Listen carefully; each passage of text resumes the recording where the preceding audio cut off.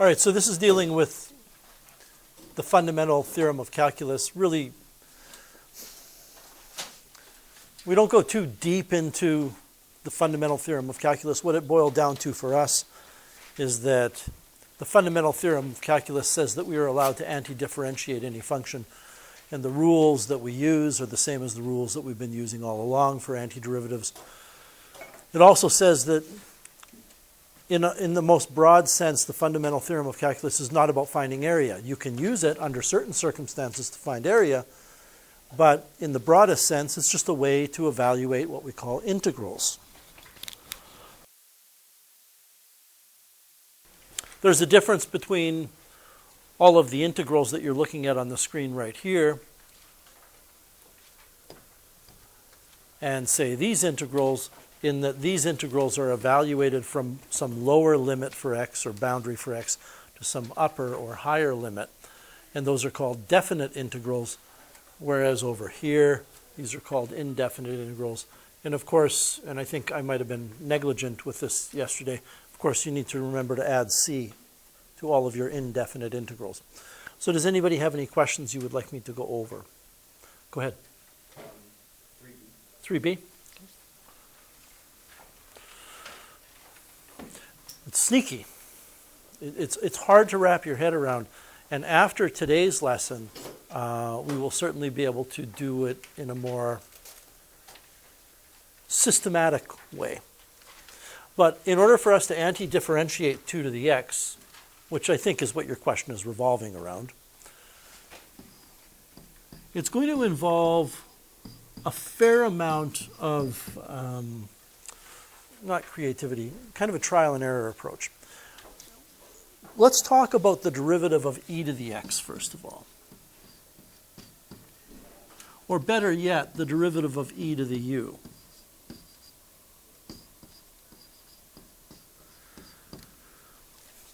We know that the derivative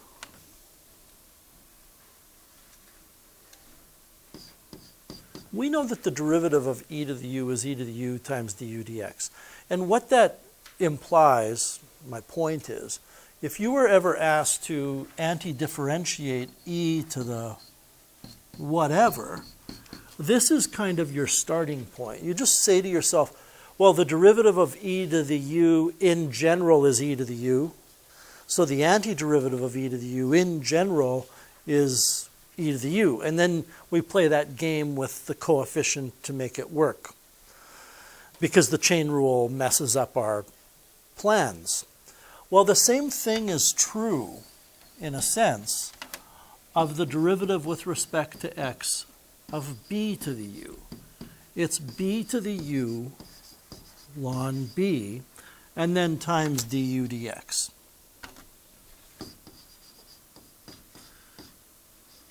So just, again, I don't know if this is a really fine mathematical way to say it, but just in the most general sense, in the most general sense, the derivative of b to the u is a b to the u with some other accoutrements thrown on, some other decorations. And that means the antiderivative of b to the u must be b to the u. And maybe I'm even going too deep here with b to the u. I guess I could just say the derivative with respect to x of b to the x is b to the x ln b. And I want to just check here that I've remembered that right. I'm pretty sure I have, but okay. So my kind of starting point, and this is a trial and error approach, is saying that the antiderivative of this, let's just imagine it's 2 to the x. If that is the antiderivative of 2 to the x, then the derivative of 2 to the x should give me 2 to the x, but it doesn't. The derivative of 2 to the x gives me 2 to the x, but it also gives me a ln 2, and I don't want a ln 2. But ln 2 is just a constant. You know what this is like, everybody? This is like me saying, what's the antiderivative of e to the 2x? And you say, oh, it's e to the 2x. Except it isn't, because when you differentiate e to the 2x, you get that extra 2 appearing because of the chain rule. So we correct that by doing this. Here what's happening is we're getting this ln 2. We don't want a ln 2. So if we do this, then we will be claiming that 2 to the x over ln 2 is the antiderivative. And the derivative of 2 to the x over ln 2 is 2 to the x over ln 2. That ln 2 is just a constant. Times ln 2 because of our rule, and we get that. And this, there's a kind of a directional symmetry to it that when you differentiate 2 to the x, you multiply by ln 2. When you anti-differentiate 2 to the x, you divide by ln 2. So this is the antiderivative. And that's what we need to evaluate then. I know you get it from there, Eli, but I will just finish it. This will be 2 to the 1, which is 2 over ln 2, minus 2 to the negative 1 over ln 2. I guess we can clean this up. This is 2 over ln 2 minus 1 over 2 ln 2, because 2 to the negative 1, everybody, is 1 over 2 to the positive 1. I can go ahead and get a common denominator here of 2 ln 2 and end up with 2 ln 2 on the bottom, and on top we have 3. Or you could write 3 over ln of 4. Does that do it for you? I saw somebody else's hand up. Craig. 1m. M? Yes.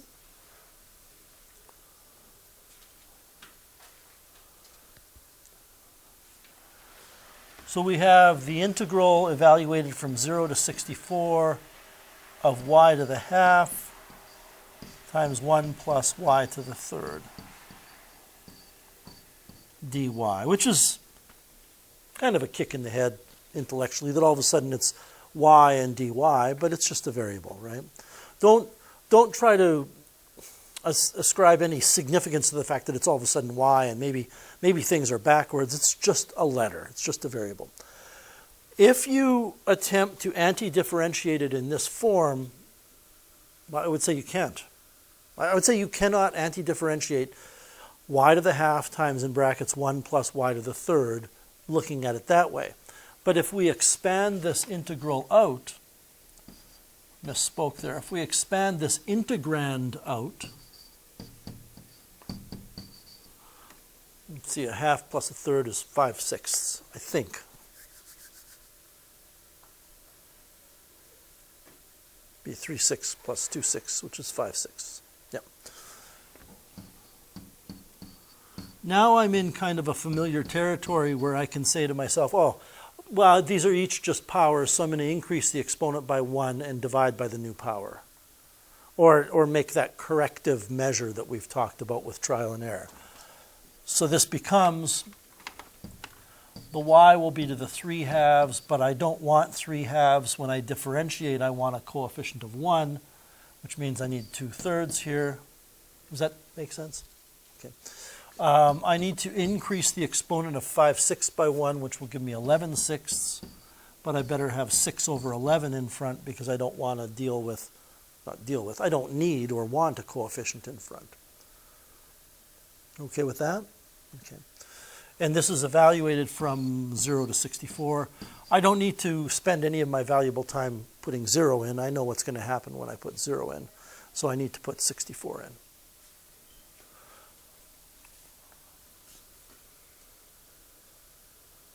I was going to say, I'm suspicious that I've done something wrong, because usually in this textbook you don't have awkward numbers, but the 6th root of 64, I believe, is 2. Because 2 to the 6 is 64. Isn't it?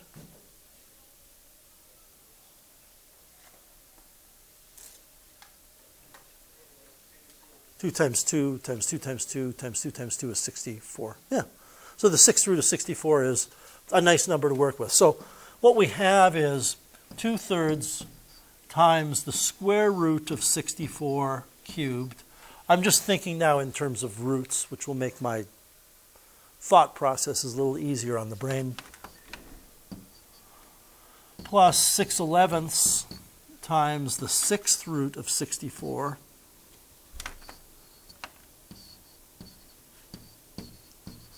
raised to the 11. Raised to the 11? Oh, man.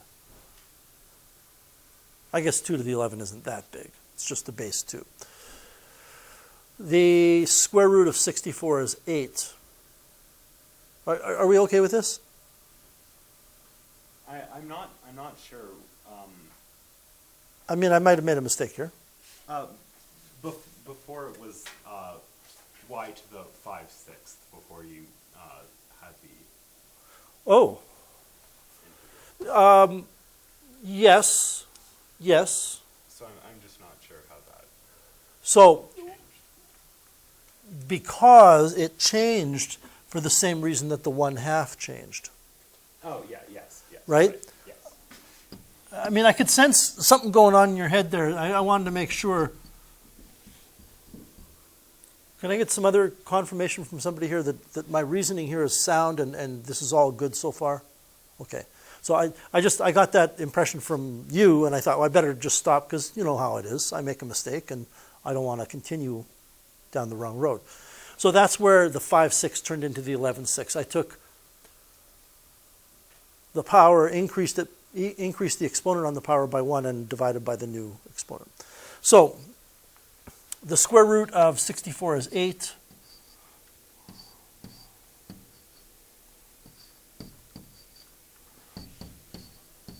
The 6th root of 64 is 2. It's just a matter of crunching numbers at this point in time.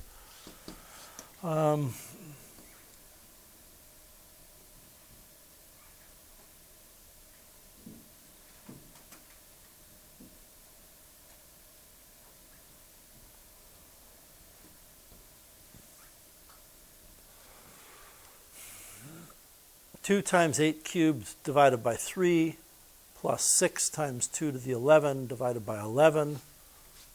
I mean, my calculator is just struggling to find a fraction there. I don't care. Can I get what the answer is supposed to be? What it says in the back?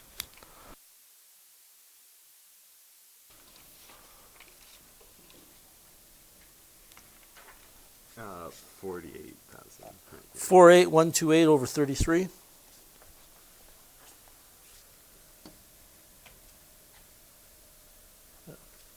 I just wanted to make sure after all that. You know, sometimes, I don't know if anybody else did this calculation, but sometimes the calculator, the TI calculator, can't handle the fraction even though it's rational. You know, you could certainly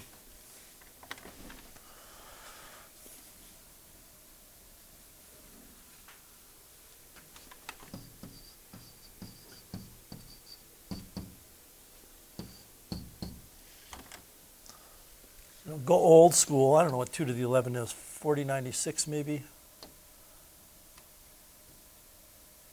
Oh, it was almost there. 2048 times 6.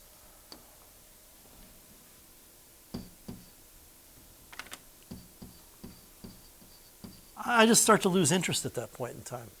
I mean, for a high school setting, it's not that you can't do it. It's just that we just don't want it. Who cares? But if you wanted to find a precise value as a fraction, then you'd put these both over 33 and, you know, do your conversions to denominators of 33. Is that okay, though, Craig? Yes. Okay. Does anybody have any other questions?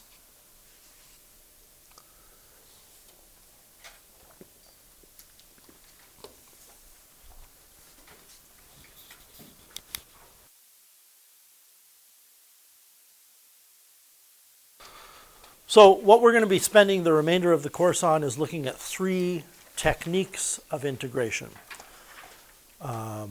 Substitution is a technique, and I'll talk about what that means in a second, of integration that we'll spend today on, and then we will be spending most likely 2 days in the next technique of integration, which is integration by parts, and 3 days on the final technique, which is integration using a technique called partial fractions. This is where things get decidedly different than differentiating, because when you differentiate, you have rules, and when that rule is applicable, you just follow the rule. If it's a product, you use the product rule. If it's a quotient, you use the quotient rule. That is not the case here.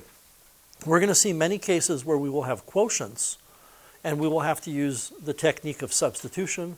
Sometimes we will have quotients, and we will have to use integration by parts. Sometimes we'll have quotients, and we'll have to use integration using partial fractions. It's a technique. It's a skill. So we're going to be using what's called the substitution rule to anti-differentiate or to evaluate integrals.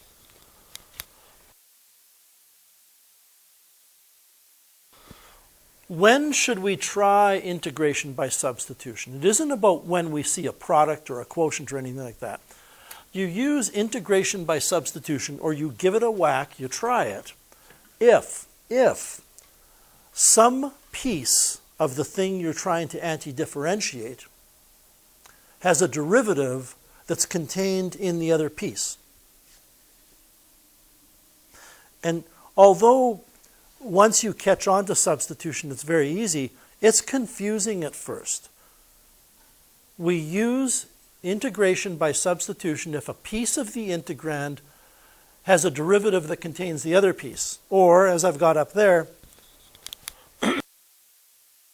where one piece is contained in the derivative of the other piece. It doesn't matter. Piece A, piece B. The derivative of A contains B, or B is contained in the derivative of A, or A is contained in the derivative of B. It doesn't matter. So we need to recognize what this looks like. And as a little illustration here, I'm saying we could use integration by substitution to integrate 2x over root of 3 minus x squared. And the reason is 2x is a piece of the derivative of 3 minus x squared. But before I go on, I want to point out that 2x is in the derivative of 3 minus x squared, but 3 minus x squared is just a piece of everything. It doesn't contain the root.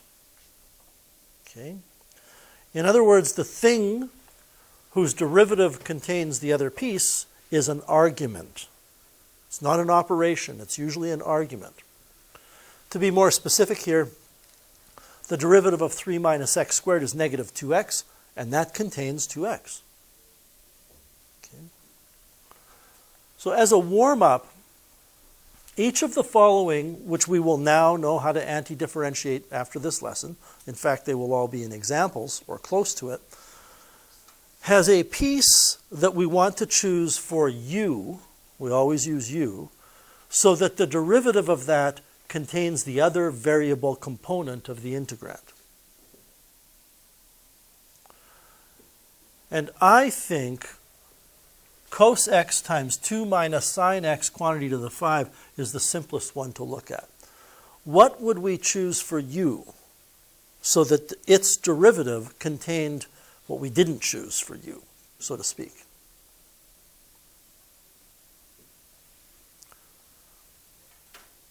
Give it a shot. Cos of x?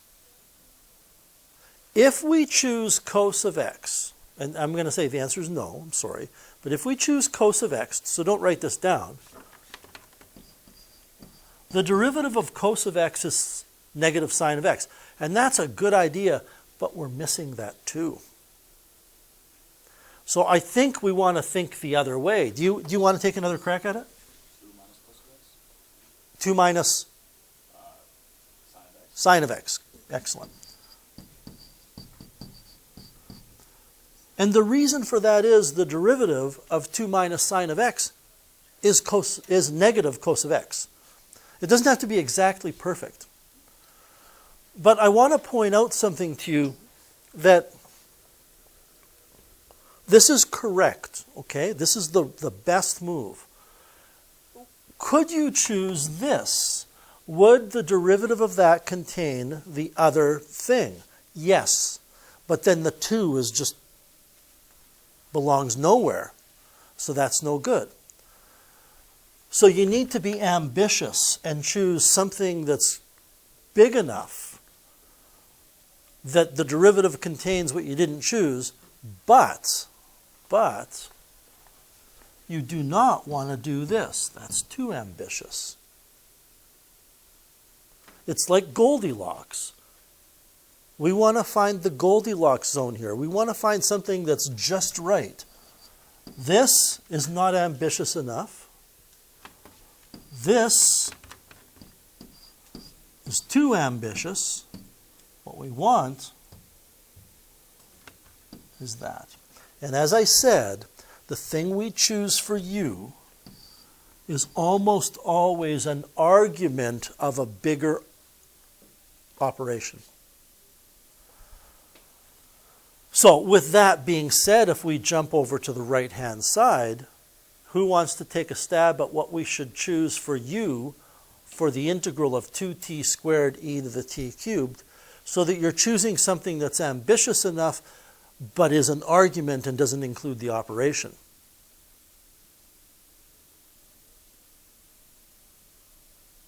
Craig?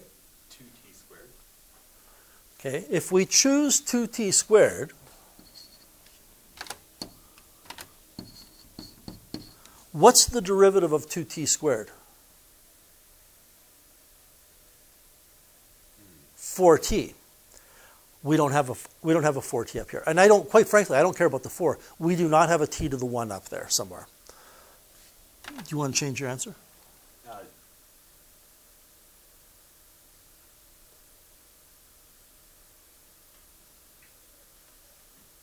T to the 3. Yeah, t cubed.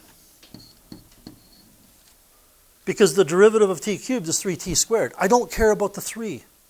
Okay, you'll see why what we learned yesterday means we don't have to worry about the 3, because those constants, we can just do whatever we want with them.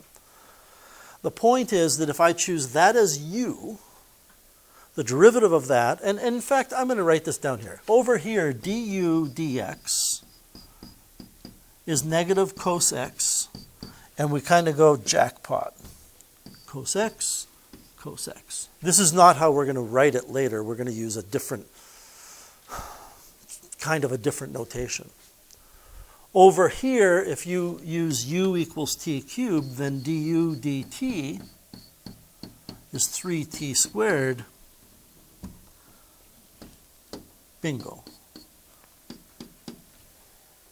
We have to arrange it so the derivative of what we choose for u contains the variable component that was not involved in our choice.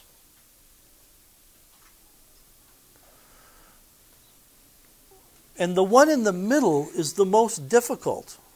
But does anybody want to take a stab at what we would choose for u for this? And maybe what I will do, I don't know if this is going to help you or not. It might or it might not.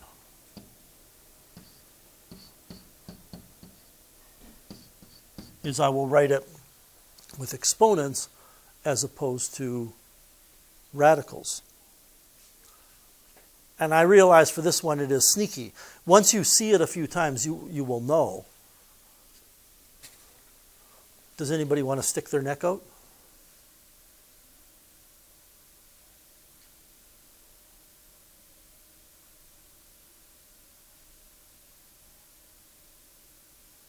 X to the 3 over 2. We have to choose something that's there. So unless there's an x to the 3 over 2, and there is no x to the 3 over 2, we can't choose that for you.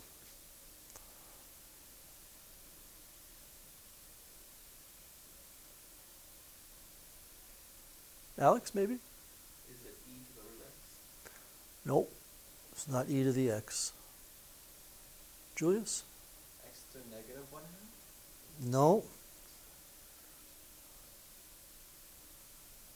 Square root of x. Which square root of x? The one on the top or the bottom? The top. Because it's an argument. That's kind of a hint here.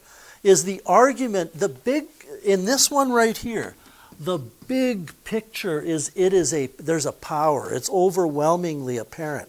So what's the argument of the power? U. Over here, this e to the is the big kind of picture of what's going on. There's also that other thing, that 2t squared, but the big thing is that, and the argument is t cubed. So here, the big picture is this whole numerator, so this will be x to the half. And that x to the half is this x to the half.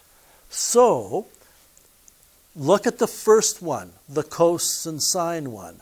The derivative of 2 minus sine x gives cos x, and cos x is the other variable piece.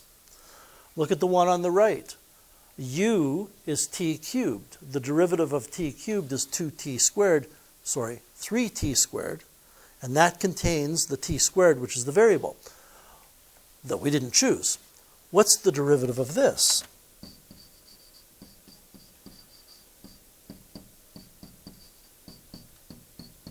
What's that? Right?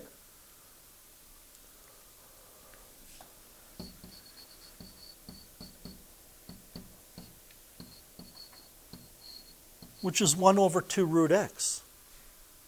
And we have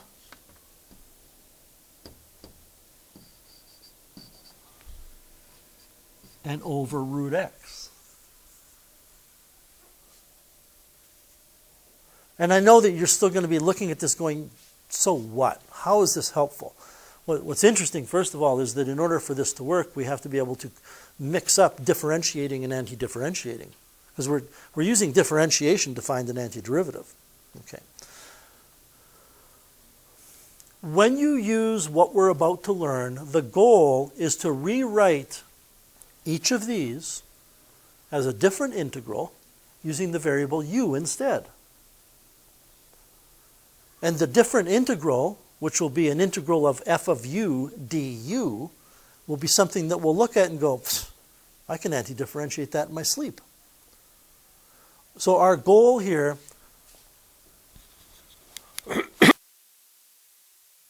is to rewrite the original integral as an integral of a different integrand with a different variable, we usually use u, that is easily integrable, and that is a verb. Also an adjective. I guess it's an adjective. It's an adjective. This is our goal today, to take the integral we're given and change it into another one by using what we've learned. And this is all about algebraic substitution.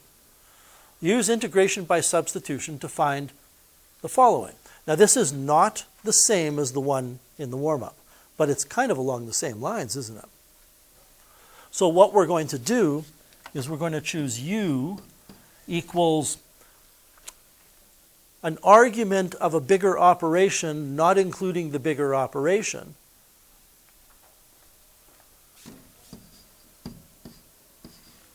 so that the derivative of this will give you in part or in piece what we didn't choose. In other words, the derivative of this has to contain the sine of x. But maybe just put your pencils down for a second. If I asked you today to differentiate this, I know everybody in the room would write du dx equals sine x, correct? We are not going to write it that way. Okay? And there's a deeper meaning behind what I'm about to write and show you, but the bottom line is writing it the way I'm going to show you allows us to do so much more. Rather than writing du dx equals sine x, we write the derivative of u is sine of x times the derivative of x. It's like using the chain rule, but we're condensing derivatives here. We're not writing du dx equals one thing. We're saying the derivative of u, I've differentiated the left side and I'm calling it the derivative of u, equals the derivative of the right side. Well, what's the derivative of the right side? It's sine of x, and the chain rule says times dx. It's almost as if, and you don't want to do this, it's almost as if we're doing some kind of twisted related rates thing. And these are called differentials. And you're going to see in a second how this works, how this changes everything. So we are going to substitute whatever we can in here from our choice. Well, the first thing to note is that this is going to be u. So our integral will contain a u to the 5. And this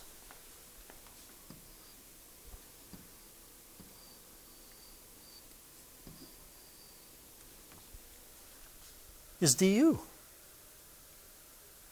Sine of x dx is du. So we're substituting in. If you like, if this kind of thing that I drew doesn't do it for you, then you could do this. 2 minus cos x to the 5 times sine x dx. And say, well, sine x dx is du. 2 minus cos x is u. But in the end, we get the integral of u to the 5 du, which, as I said earlier, you can do that in your sleep. That's 1/6 u to the 6.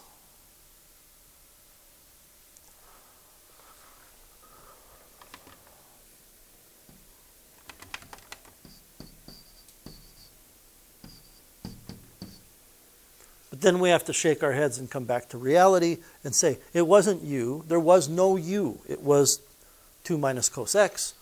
So we get 1/6 of 2 minus cos x raised to the 6 plus the constant.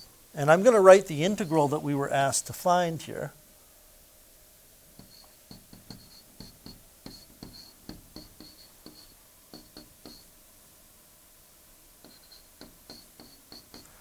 And ask if that makes sense. If you differentiate what I have on the left-hand side, will you get what we were trying to anti-differentiate?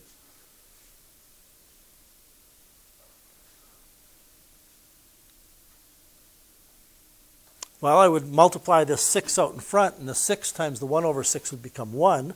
The base would stay the same, but it would be raised to the 5. And then we'd multiply by the derivative of what's inside, which would give you the sine x. If anything, substitution is a way of reverse engineering the chain rule. I don't know if you recall, but when we first learned about antiderivatives on the first day, there were a couple of questions in your assignment that looked like this.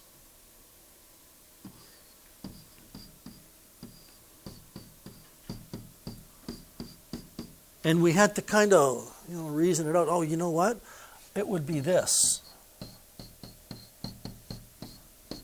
Because if I differentiate ln of x squared plus 1, it's 1 over x squared plus 1 times the derivative of x squared plus 1, which is 2x. Are you guys with me? Well, what you would do in this one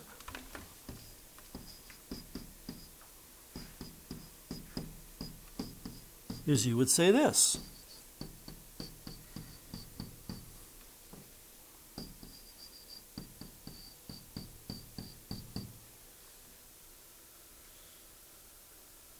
Give you a minute to ponder that. I'm choosing u as x squared plus 1 because the derivative of it will give me a 2x, which I have. Luckily, it gives me 2x, but if we didn't have 2x, we had 8x, we can deal with that. We'll get there. That means that this is du, this is u, so this becomes the integral of 1 over u du, which is ln of u. But we don't have to solve it like a puzzle anymore. Let's try another one. Okay, so Craig, what are we going to choose here for u?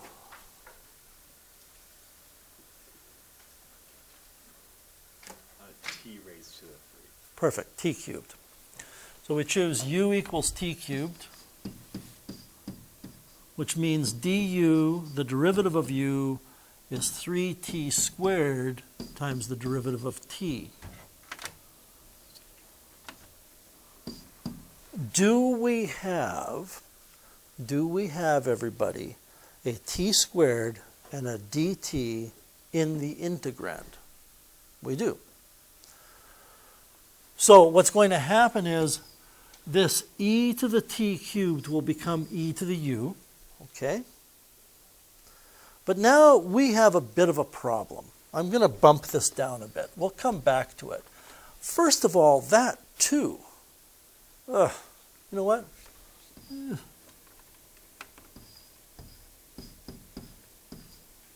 Let's let the 2 take care of itself later. Let's move it out. The other issue, though, is this. I have a 3 here. I don't want a 3. What I want, don't forget, everybody, that this is going to be e to the u now. But I also have t squared dt. Oh, it's too bad that the derivative wasn't t squared dt. Well, that's okay.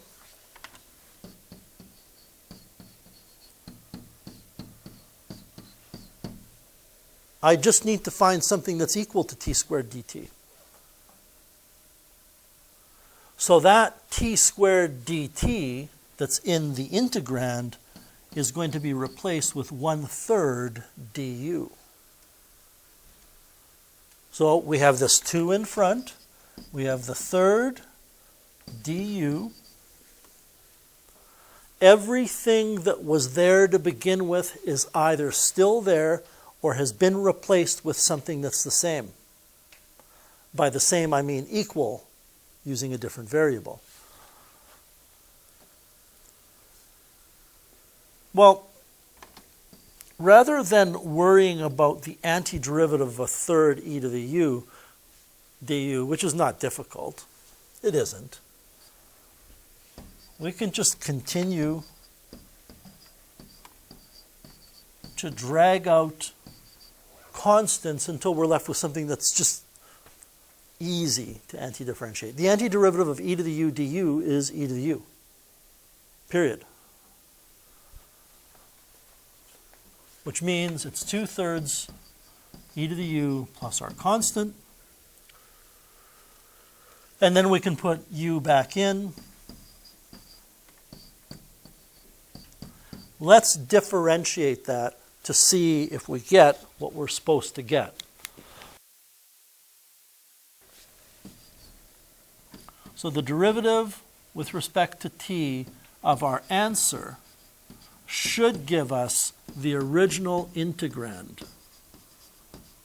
It should give us what we were asked to integrate. So what is the derivative with respect to t of 2/3 e to the t cubed?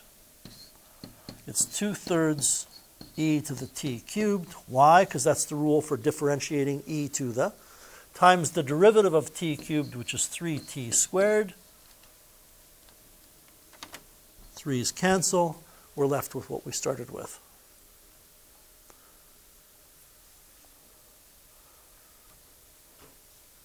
Any questions with B? All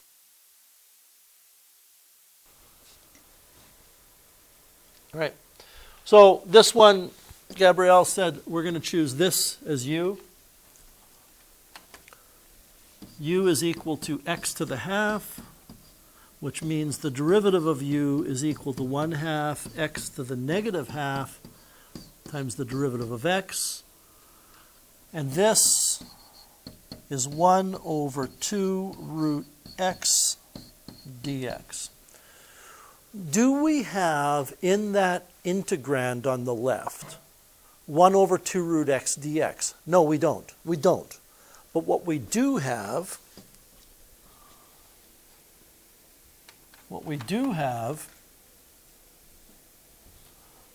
is 1/root x dx. So our job is to rearrange this for the highlighted thing so we know what to replace the highlighted thing with.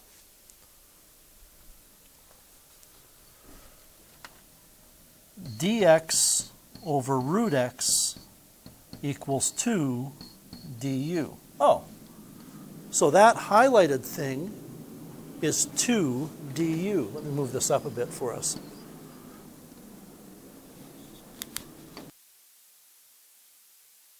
That highlighted thing is 2 du. So the top of this integrand is e to the u. The highlighted part in blue is 2 du. We got a 5 there, but just move the 5 out. You could leave it over 5 if you like.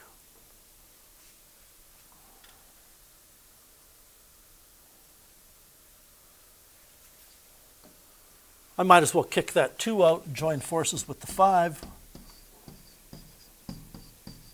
Oh, it's 2/5 e to the u plus our constant. We still have to put back in what u is.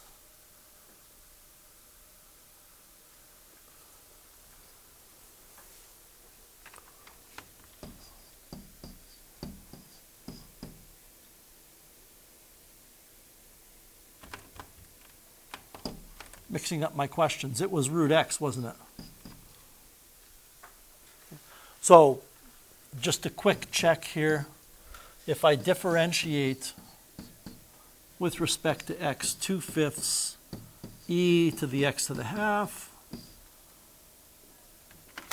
you understand we don't need to check that the derivative of c will help us out. It's going to be 0. It is a base e exponential function, so the derivative is the identical function times the derivative of the argument of the exponential function, which is x to the half, whose derivative is 1/2 x raised to the negative half. I'll just leave this in your brain for 10 seconds or so to convince you that you're going to get what we were trying to anti-differentiate. And once again, this takes the trial and error and the puzzle-like nature of things out of it. Prior to today, when we first saw stuff like this, I just said, well, just ignore that other part and hope that it makes its appearance when you differentiate your answer. This is a way of showing that it will.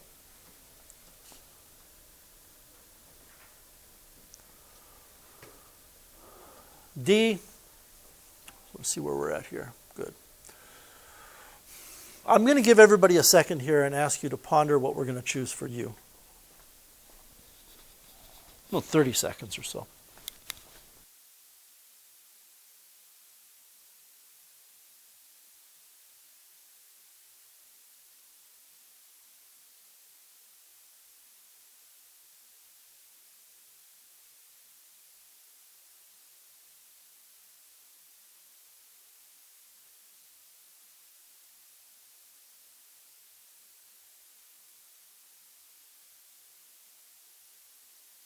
By the way, this is in the same realm as my philosophy in working with trig identities and proofs. If you're doing this question on your own, you're not just going to sit there and stare at it and hope that you'll have some eureka moment of brilliance where it all comes together. You have to try something.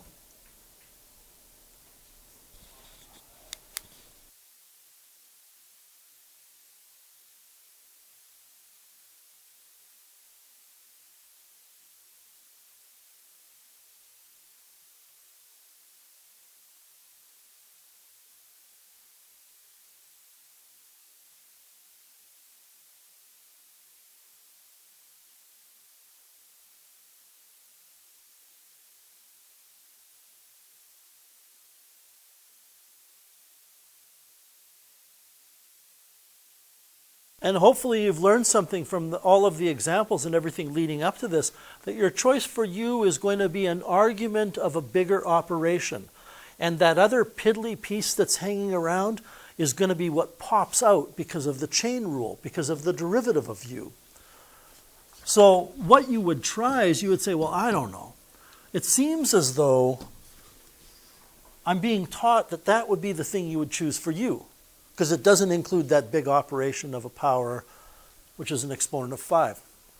Is yours different? Yeah, ours is a squared on the, instead of a 5, on the denominator. Oh, instead of to the 5, it's squared. Yeah. Okay, thank you.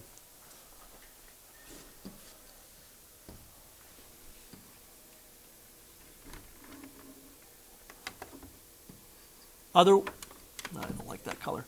Other than that, is it right now? Okay. So u is just not including the squared. U is x cubed minus 2x plus 3. This is what you would suspect. This is what I've taught you to pick. Try picking something like that.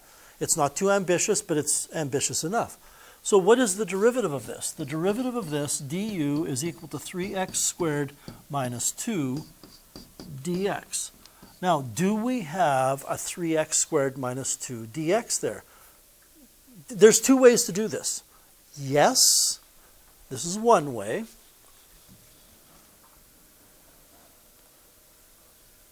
Yes, we do, because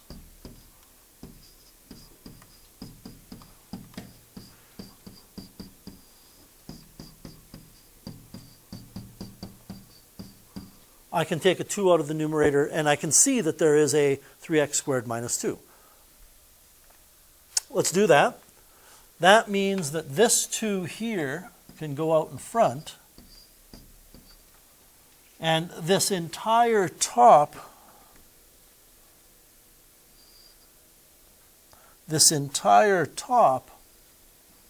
is my du. And of course, this is my u. So I end up with the 2 outside, du on the top, and u squared on the bottom. Well, you can anti-differentiate that. It's not a natural logarithm because it's not u to the 1 on the bottom. This is really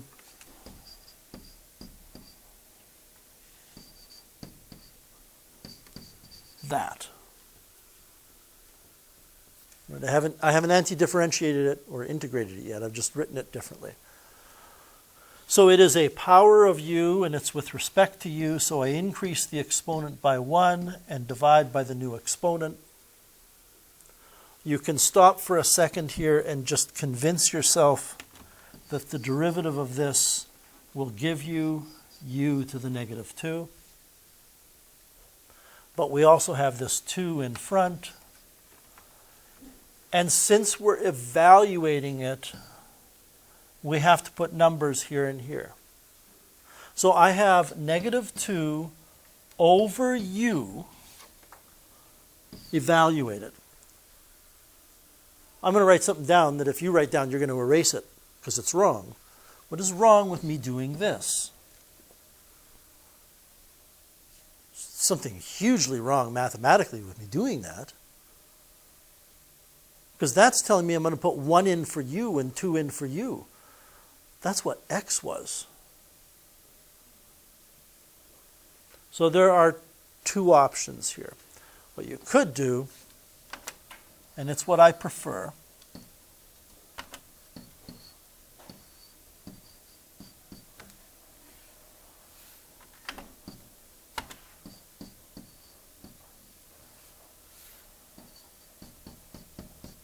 is put the true expression back in.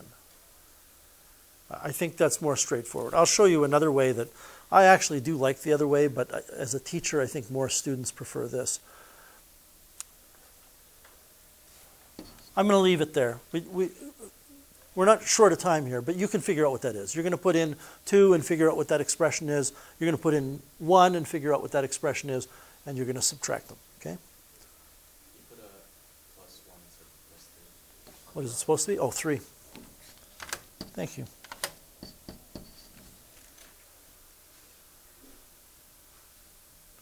The other option is this.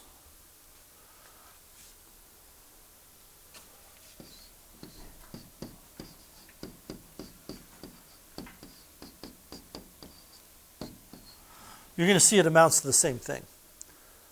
You could, I said you're not allowed to put 1 here and 2 there, but you could figure out what to put there. Because when x is 1, u is 2, I think. When x is 2, u is 7. So you could do that. I'm confident, so the answer is going to be negative 2 over 7 minus negative 2 over 2. In some regards, that might be easier. I don't know. I did say, everybody, that there were two ways. Once we got to here, there were two ways to proceed. I said, is there a 3x squared minus 2 dx there? And the answer was yes. But when I asked that, I saw a couple people do this. So what you could do instead is say, I'm going to multiply 2 on this side and 2 on this side, and this is 6x squared minus 4 dx. So you can replace this whole thing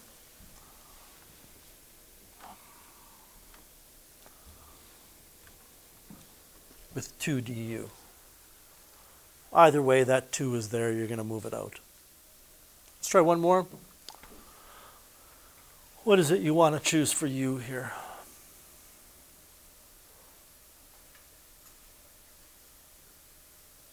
It's not always going to be this simple, but it's going to be an argument of an operation, and there's also going to be some other part of the integrand that's just a little piddly thing.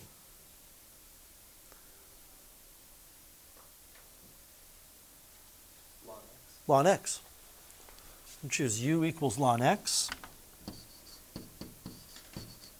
That means du equals 1 over x dx. Jackpot. There's a 1 over x dx right there. It is, these are equal, it is this. What else is there? Root u.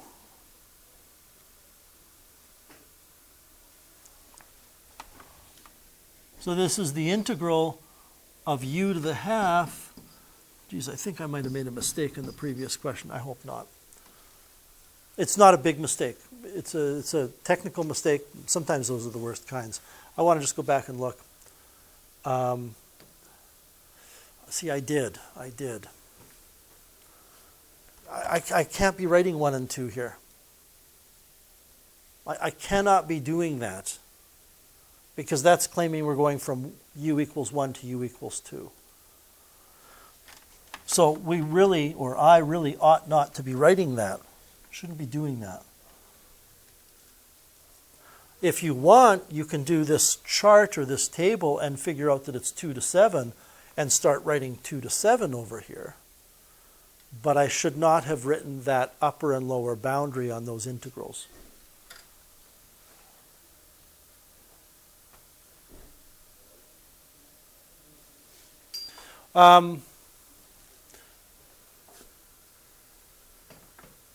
That's it. It's not it. We're not done. But that's the substitution. We've substituted in u for ln x. And for the dx over x, it's du. This is u to the 3 halves times 2/3.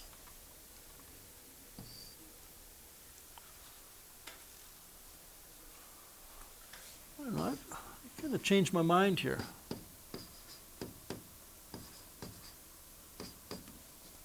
We're going from 1 to e for x.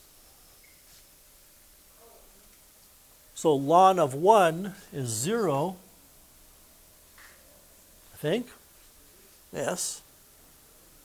What is the exponent to which you raise e to get 1? 0. Ln of e is 1. I actually now, in retrospect, and it's been a while since I've taught this, a year, I actually like doing that rather than substituting it ln x in this case. I think in this case it turned out really well. The answer is 2/3. Because we put a 1 in and then we put a 0 in, right? You can see that it's 2/3 times 1 to the 3 halves minus 2/3 times 0 to the 3 halves. It's 2/3. I mean, you have to do this calculation, whether you do it in the table or put in ln of x in for u and do it there twice. I guess it doesn't really matter. So that's substitution. On this page, there are, You know how when you do that correction to a coefficient to make it work? You can use substitution for that, but if I said to you, what is this? Even the simpler one. What is this equal to? It's equal to x plus 6 to the 11 over 11. Yeah? I don't need substitution for that. For something like, well, I don't want to take this too far. For something like, say, this one,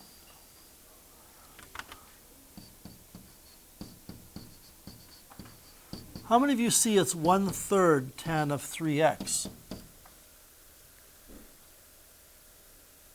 Like the derivative of tan is secant squared, but you need a third there to correct it. What you would choose for u in C, believe it or not, you would choose u equals x plus 6. And what you would choose for u in E would be u is 3x. I think for those ones I've asterisked. I don't really think you need a technique there. But certainly when you get down to more complicated ones, you will want to use substitution.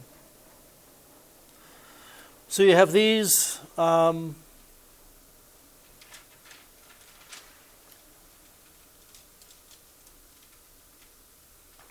And number 4, I just want to take a quick peek at number 4 here.